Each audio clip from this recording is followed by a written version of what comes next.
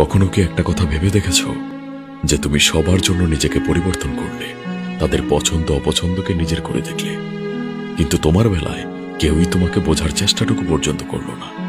তুমি সবার কষ্টে পাশে থেকেছ, অথচ যখন তুমি একাকিত্ব অনুভব করলে তখন কেউ এসে তোমার খোঁজ পর্যন্ত নিল না। আর এইসব কিছুই হয়েছে তুমি নিজেকে সবার জন্য অ্যাভেলেবল করে ফেলার কারণে। সবাই তোমার কাছ থেকে ভালোবাসার যত্ন আশা করে, কিন্তু কেউই তোমার মনের ভেতর জমে থাকা কষ্টটা বুঝতে চায় না। কিন্তু এর চেয়েও আরো ভয়ঙ্কর একটা সত্য রয়েছে, সেটা কি জানো?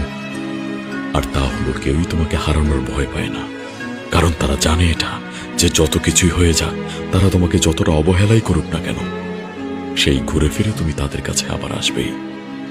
আর এই কথাগুলো যদি তুমি কখনো অনুভব করে থাকো, তাহলে কখনো নিজেকে একা ভেবো না।